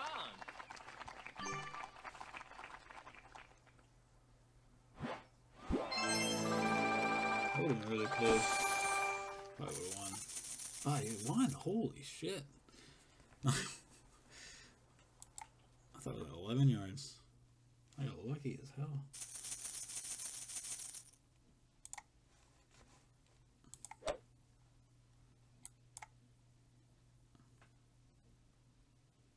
Almost done here. 4-3. Well, Tennessee has the tiebreaker at the moment. 4-3 Jaguars, 3-4 Bengals coming in this Sunday at 1 o'clock with a defense coach that ranks highly in a number of categories around the National Football League. It starts up front. Geno Atkins is one of the best at that position in the league right now. Oh, definitely. I mean, he's in the conversation. He's, if not the best, one of the best in the league, and he's just, it's like anyone else in that position. I think he has, great speed, great power. Coming off the football, he's able to defend the run extremely well, get off blocks, make tackles, and obviously he's an outstanding pass rusher from the inside. Yeah, and he's one of the best at the inside. The guy on the outside that I've always kind of watched and admired because he kind of reminds me of one of the former Jaguars, Clyde Simmons, and that is the left defensive end. He also plays a little bit of right, Carlos Dunlap, because he's long, he's strong, and when he pass rushes or when he plays the game, much like Clyde Simmons, he kind of does it effortless, or it appears to be effortless. It does. He's very, very strong-handed, very solid. He has can generate a lot of power, has great leverage. I think the thing that's most impressing of that I'm most impressed with is last year he had 15 PBUs. I mean, he's the guy that if you're not on, you don't stay on him, he gets his hands up, he's gonna deflect a lot of footballs. And we've been concentrating on that during the week and understanding that, hey, listen, we know that we've had issues in the past, that we've had a lot of balls deflected, and they've done a great job because in the secondary, linebackers in secondary, they have excellent ball skills, and you see a lot of balls getting deflected and them, being able to make interceptions. So, we've got to do a good job of making sure that we keep his hands down. Michael Johnson's on the other side. He's another big defensive end, a veteran player. We've got to make sure we keep his hands down. So, our offensive line will be challenged because, this is a team that can create a lot of pressure from just their front four. Well, a lot of people out there going, okay, what's a PBU? Pass breakup. Yeah, a lot of people don't know. It's peanut butter and jelly. Exactly. They also have a young pass rusher who's a fourth-round pick, Carl Lawson. From watching him on film, he doesn't have a lot of the typical measurables of a pass rusher. He doesn't have the length, but he has the ability to bend the corner and stay low and to make plays. And as a rookie, he's leading the league in rookies with sacks with 4.5. He looks like a good player. See, I remember him when I was at Syracuse. His dad had played for one of our coaches at Nassau Community College, and he was coming out of Atlanta, and we were looking at him, and he was an outstanding player coming out, and obviously he chose to go to Auburn over Syracuse, which I was very disappointed in. But at the time, so now he's there at Auburn. Well, now he's coming out in the NFL, and I think what Jeff said is right. I think, a lot of times you're going to look at the intangibles like height, weight, speed. When you look at it, you say to yourself, well, I wish he was taller. Oh, I wish he was a little bit faster. Oh, I wish he was this. But, the one thing about the player is he's been extremely productive. To a certain extent where he has 31 pressures on the quarterback, which is the most from a rookie since, I believe, 2010 or 2012 when Chandler Jones first came out. So he's an outstanding football player. I see a lot of Dwight Freeney a little bit, maybe not as fast, but as far as being explosive and build and things of that nature. So obviously he's another person that's going to be a great challenge for our tackles. Seems like your offensive line's been up for a challenge like this a lot of the year, though. They've kept Blake upright. They've been up front in the run game and the best attacking football. What would you say in general your offensive line play has been this year? It's always hard, JP. I get this question a lot. I think that, from a coaching standpoint, my situation is, I'm always trying to push the players. I'm always trying to push them to be better, to work harder, to, You know, and so for me, it's difficult. I think that's something that we evaluate at the end of the year. You know, so at the end of the year, when we look at the whole body of work, you can say, hey, you know what, those guys did a nice job, or, you know, they played well in this or did a nice job in this. But, you know, as you're going through the season and you're grinding away and you're leading the team, you know, you just keep pushing. And, you know, so for me with the O-line or any other position on a team, you know, they might have a great game, and the first thing in my mind is, well, we can get a better one. You know, we can get a better one. We can get a better play, a better game out of this group, a better practice out of this group. So, you know, and I just keep pushing, and at the end of the year, we'll look back and we'll be able to say what's good and bad. I think you answered a question this week about Parnell. Somebody asked you, how's Parnell playing? You're like, well, we haven't talked about him, so he's doing okay, but there's still some things he can do better. Huh? Well, I think it's the same thing, especially with offensive linemen. You know, if someone's like, oh hey, my how's God, that playing? what was He's that? playing pretty well if you haven't noticed anything. You know, it's the one thing about, you know, offensive line play. The only time you really get noticed is, well, there's a couple times. One, you know, obviously if you're getting beat, you know, everyone's like, oh, he just ran right around him, you know, or ran right through him, whatever. And then, you know, the other time though is like, you know, you have a chance now when you play against an elite pass rusher, and you know that, you know, when you're playing against people that are really honed in on how he's pass rushing. You know, at the end of the day, you play one of these great pass rushers like Von Miller or whoever it may be, and it's like, you know, Von Miller at the end of the day didn't have any quarterback hits, no pressures or anything. Like, oh, who are we playing against? You know, I think, but those are the only times that you really get recognized. You've had a couple guys that have been out for a little while.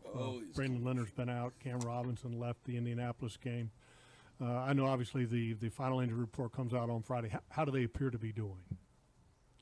No, I think they're progressing. I think we're progressing, and you know, out there, you know, into Linder's not going to be fine. You know, I feel very comfortable with that because that was an illness, so that's a little bit different than it being like a body part or anything else. Saying he's going to be fine. See, you normally don't say there people. I don't, but like when someone has an illness, I can say he doesn't have an illness anymore, and he's going to be ready to go. Okay, we're holding you to it. You can hold me to that one, but when it comes down to the injuries, that's a little bit tougher. You know, when it comes down to, you know, pain tolerance or how you feeling. You know, like, and the reason why I feel fine is because obviously the illness is gone and he's back on track, and you know, whereas like everyone else, you're just kind of waiting because you can go out there and if it's not 100%, you know, if you just tweak it a little bit, you can go down quite a bit. So I never like to say it about, you know, the other injuries, but you know, everyone's working hard. The good thing about it is everyone wants to come back, they want to play, and I think that's the most important thing.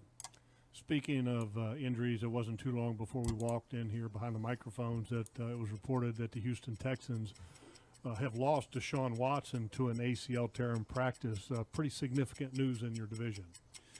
Well, you know, it is, but my first thoughts, you know, obviously go out to, you know, the player. I think anytime, you know, no different than, you know, when you're playing Indianapolis and, you know, the defensive back, the free safety went down, Hooker, you know. The first thing was, you know, we interviewed him, what a great kid, you know, very good football player. And that was the first thing, you know, after the game, you know, when I saw Coach Pagano, I said, listen, I really hope those two players that went out in our game, I hope those two players are going to be okay. That's the first thing that comes to my mind as a coach. You know, and then the same thing when you hear this about, you know, about Watson, the first thing, you know, hey, how hard this guy's worked in college, what a career he had, how great he was doing while he was in this league and, you know, while he was playing at the time. And then, you know, to have this unfortunate injury, because I see it all, every day with Allen Robinson. You know, I look at Allen Robinson, who's worked extremely hard.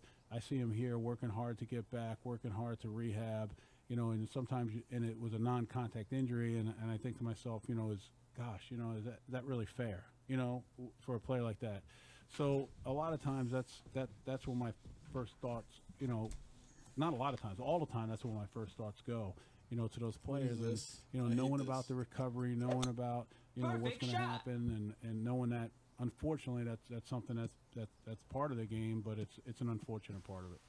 Jags Bengals coming up Sunday, 1 o'clock, Everbank Field. 5 of the next 7 here. Good chance, good opportunity for your football team, Coach, as we close it out here. Absolutely. Yeah, good luck to you. Thank you very much, JP. Head coach Doug Marrone joining us. This is the Doug Marrone Show on the Jaguars Radio Network.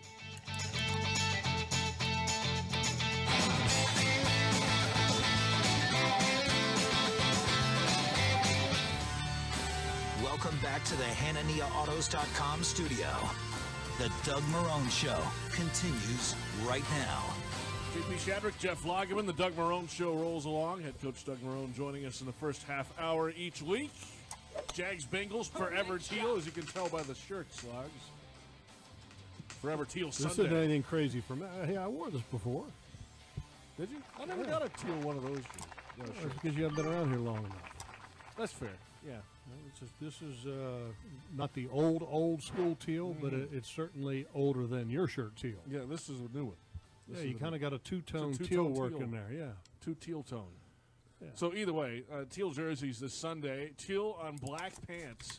The Jags are 8-4 in that jersey combo all time. Yeah, not like that makes a difference. I'm just saying. You know, the facts are the facts. Just the facts, man. Well, I know that they're facts, but you know, the color of the jerseys I don't believe impact winning or losing. But it will be good to see, you know, the teal back in action. It's also a great weekend because I think there's 50-something odd former Jaguar players that are coming back.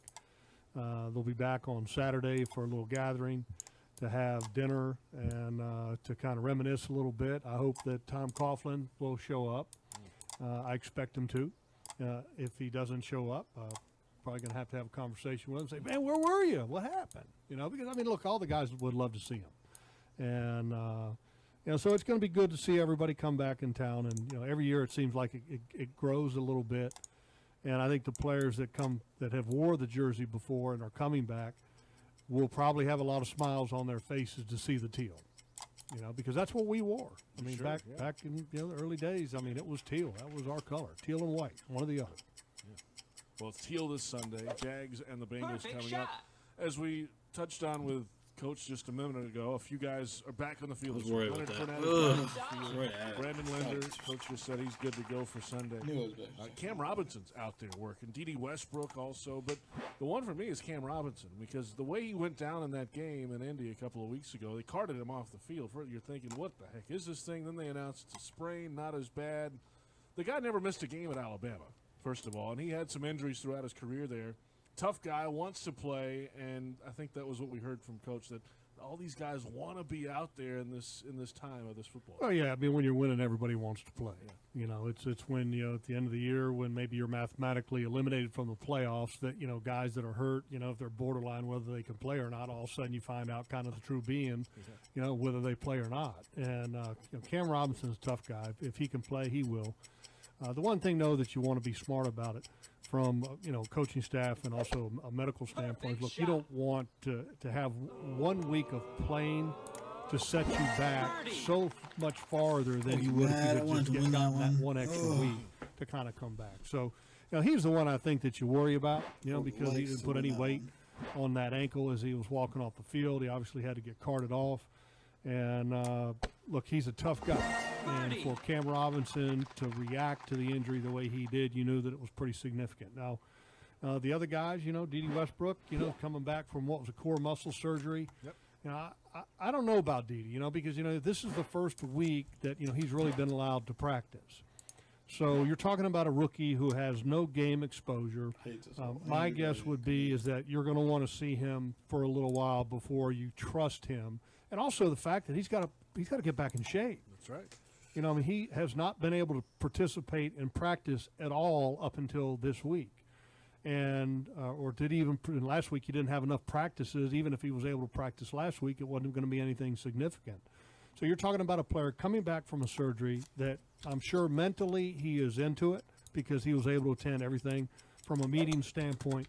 But the physical standpoint of getting ready to play in a game and contribute to where you're going to eat up an active roster spot on game day, you have to be, without question, ready to go. Now remember, he led the preseason in yardage and catches in the NFL and all that. But a lot of that and that was 8 weeks ago. And that was 8 weeks ago against third-string guys a lot of times. And 8 weeks ago, and he didn't play the last preseason game, if I remember correctly. No, he did. He played. He did play the last one. Got the second opinion, played, and then had the surgery. Okay, so we're talking 8 weeks of inactivity, and a surgery.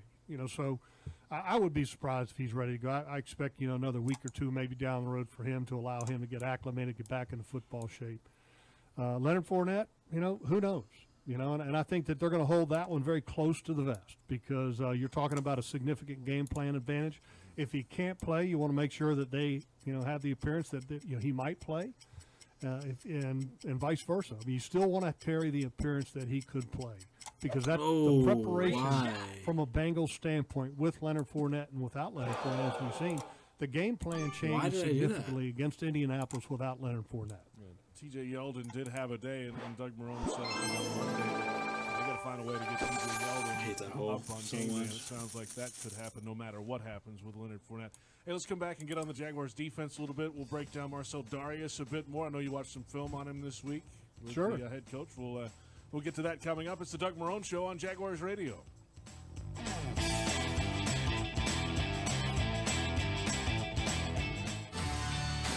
Welcome back to the HananiaAutos.com studio. The Doug Marrone Show continues right now. JP Shattuck, Jeff Lageman, the Doug Marrone Show continues. We heard from the head coach in the first half hour tonight. Jags-Bengals coming up Sunday at Everbank Field, 633-2000. Or visit jaguars.com/tickets to get your tickets for this Sunday's game. Should be a good one. 5 of the next 7 here at Everbank Field, so a lot of chances to come see the Jags in action. The first place Jaguars, in fact. Well, the first place Jaguars bolstered this week with the trade of Marcel Darius from the Bills for a 6th-round pick in 2018. As we talked with Doug Marrone about earlier, I mean, the guy's 338 pounds, so he's a large man in the middle, first of all, to help a run defense that's last in the league. But he's so much more than that on defense. Oh, he's the best part about him is that you get what I call positional flexibility, and anytime that you can get a player that can play multiple positions, the better off you're going to be. For example, Calais Campbell can play defensive end. He can play the 3 technique. If asked to, he could play a 1 because he's that good and he's has that flexibility as a player. Avery Jones can play nose. He can play a little bit of strong side end, and he does when he goes into their base defense where they're trying to stop a 4-minute drill. The opponent's trying to run the football. And that's what you want. And with Marcel Darius, he has the ability to play a 1 technique, which is the nose tackle. He can also play the 3 technique, which is what Malik Jackson plays. And I would expect that his significant playing time will be as the 1 technique to start with, and he will get some reps possibly as a nickel rusher because he's a big, powerful man. He can push the pocket. And he may get some snaps in a rotational kind of a deal with Malik Jackson where he takes some snaps at 3. But I anticipate the majority of his snaps will come at the nose tackle position because, he's a 338-pound man. And you look at his play, particularly in the last game, because, I watched every snap that he played this year, and it looked like that he was banged up a little bit. He had an ankle that was taped up, spatted up on the outside of the shoe, which, indicates he's got an ankle issue going on. But in the last game that he played, he didn't have that. And you could tell that his movement was much better against Tampa to where he was running, turning and running. And when he turns and runs, he's not a typical 338-pound man. I mean, he moves like a 280-pounder. He's got some quickness like an Aaron Donald, but you're talking 338 pounds, and he's a movable force when he's holding the line of scrimmage. And there were times to where Ali Marpet, who is a good young center for the Tampa Bay Buccaneers, couldn't move him 1 inch. In most cases, Ali Marpet was retreating and just trying to hold off a little bit of the power of Marcel Darius. I mean, he's that strong. First time I saw him, in flesh, when he came into the press conference, I was in the back of the room. My first thought was, oh, my God, look at the size of his chest and shoulders.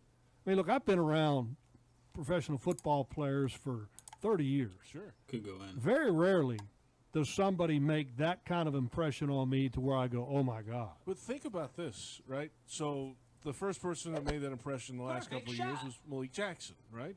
Big, long, athletic guy. And then Calais Campbell comes now, along. Calais makes the impression because he's so tall huge and long at 300 pounds. And then here comes Darius, just wide, massive body. So that's like 2-3 guys. Yeah, that are but just JP, Marcel is a different kind of big. I mean, you're talking – I'd love to know what size sport coat he's got to wear. I'd love to be his tailor because everything's custom. Oh, No doubt he's got to be in the 60s. I mean, he's huge, and not only it's not like he's fat up top. I mean, this is a big man that has a lot of power, and he takes offensive linemen, and it's very rare for a defensive lineman or an offensive lineman in this league to dominate physically another player. Look, when you win, sometimes you're winning just a little bit. Maybe just a little hair, maybe get a little bit of a push, and the player doesn't get completely off balance, but he gets out of a position slightly. When Marcel grabs a hold of people and he decides to throw them to come off and make a tackle, he is literally throwing them to where they're almost flying in the air in a horizontal position. I'm exaggerating a little bit, but that's the type of strength that he has. And he is going to provide an immediate upgrade just because of his ability to play that nose technique. That 5.2 yards per rush average against the Jaguars defense, I expect that to creep down.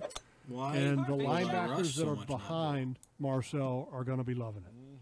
Got some room to maneuver now at linebacker. Let's come back and see about this Jags O-line matchup this week. Jeez, It's a tough one. We talked a little bit about it with Doug Marrone earlier. Jags O-line, Bengals defense as a whole coming up. This is the Doug Marrone Show on the Jaguars Radio Network.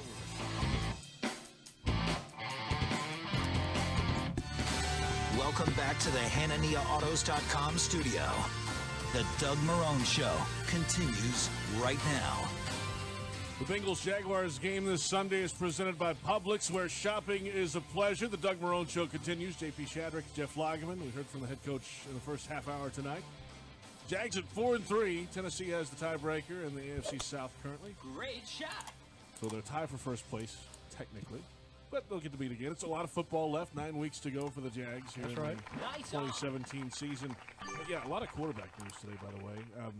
Not only did Deshaun Watson injure his ACL practice today, but officially injured reserve for Andrew Luck now in Indianapolis today as well. So that's 2 in the division in one day. What a day. Yeah, not surprised about Andrew Luck. I mean, you had talked about that a long time.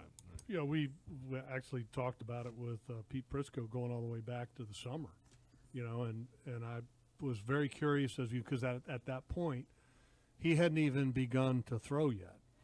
And, I mean, you're talking about, what was that? At that point, it was like 7 months post-op. I mean, 7 months post-op, I mean, typically guys are starting to take the steps to get ready to be involved.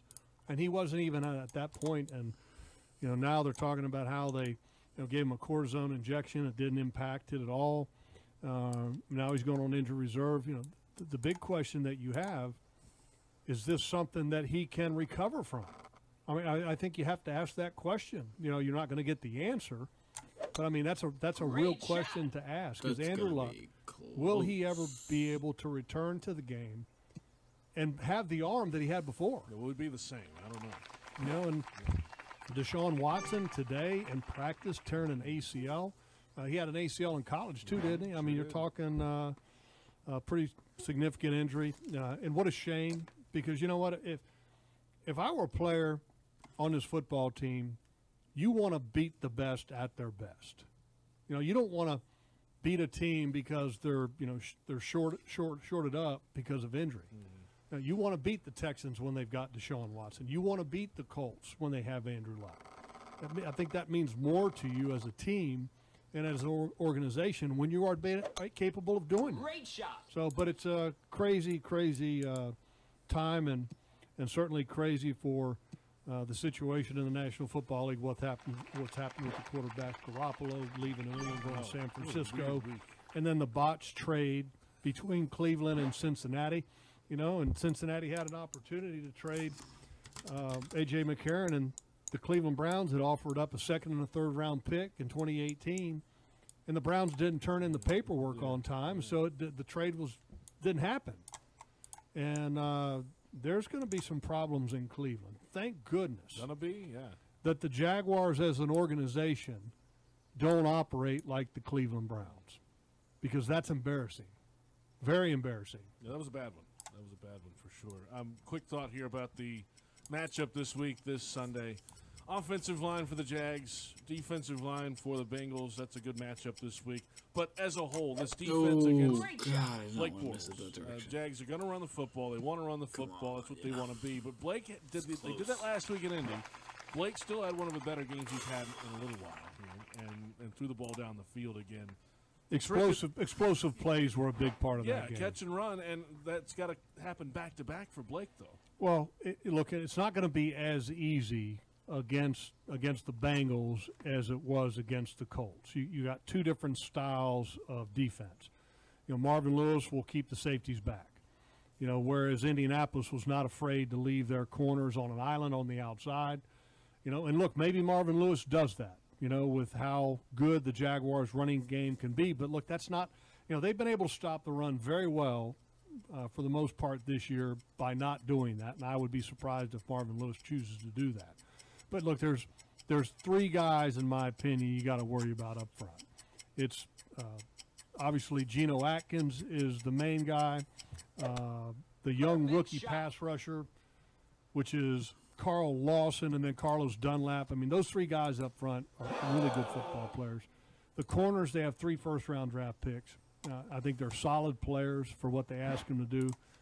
But the one thing you can't do if you're the Jaguars on offense, you can't turn the ball over a bunch against this Bengals team. And the Bengals haven't been very good at taking the ball away. They've got 5 interceptions on the season. They've got 0 fumble recoveries. None. 0. One of 2 teams in the National Football League that do not have a fumble recovery in the takeaway category, them, and it's the Arizona Cardinals. It's kind of hard to do, actually. Oh, you're talking about not 7 games in and to not have a caused fumble. As a team now, as a team, special teams or on defense, they have not recovered a fumble yet. So you've got to make sure that you don't make mistakes to help out that Bengals defense. Let's come back and wrap it up. Oh, God. Look at the week ahead for the Jags. Well, the week remaining for the Jags is near the end of the week anyway. This is the Doug Marrone Show on Jaguars Radio. So slow. Welcome back to the HananiahAutos.com studio. The Doug Marrone Show continues right now. Final moments of the Doug Marrone Show on the Jaguars Radio Network. If you're in our area in Jacksonville, on our flagship station, I mean to say, 1010XL Radio, stay tuned. Jaguars Thursday is next. Maybe I'll speak English. I need to get you a candy bar. Yeah, it is Halloween, post-Halloween. That's what candy. I got going on. I literally, in that commercial break, I went through 3 little mini candy bars, and now I'm on a Tootsie Roll. You're rolling tonight, bud. I love Halloween. I'm sure you'd love the Lucelli's a big fan of Halloween, too, by the way. We'll find out in Jaguars Thursday coming up shortly. The next show on 1010XL Radio in Jacksonville. Also, Jaguars.com, the Jags. That's coming up in mere moments. So, the Jaguars back on the field tomorrow. Probably walking through on Saturday. Game Sunday, 1 o'clock, Everbank Field. The Bengals and the Jags. It's a game you got to have. Well, if you want to be a competing team. It's time to win at home. I mean, I think that's the biggest thing for me is that if you want to be a good football team, you need to start winning at home. You need to get this fan base excited for what it's watching. You need to get this team believing that home field is theirs to own. And that's a step that you got to take. I mean, if you're going to be where you want to be as an organization, that needs to occur. And it's a great opportunity against a Bengals team, and I know Doug Marrone gave a lot of compliments to Andy Dalton.